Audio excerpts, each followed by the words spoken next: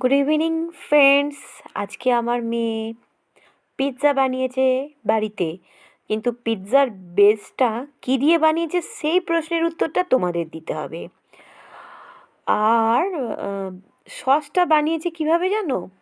তিনি বলে দে, সসটা কিভাবে বানালি? রসুন আর পেঁয়াজকে সস আর ঝাল সসের সাথে হালকা করে তেল দিয়ে গরম করে হালকা করে নেড়ে নিয়ে পিৎজা পাস্তা সস বানিয়েছিল।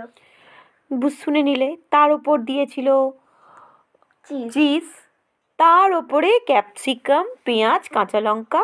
আমার কাছে কোনো সস স্টাফিং ছিল না বলে পিৎজা পাস্তা সসের ওপর একটু পেঁয়াজ দিয়ে দিয়ে এটাকে ব্রেক করেছে। অপূর্ব খেতে হয়েছিল। তোমরা একদিন এইভাবে বানিয়ে খাও, কিন্তু বেসটা কী ছিল সেটা আমি তোমাদের বলবো না। বেসটা কী ছিল তোমাদেরই বলতে হবে।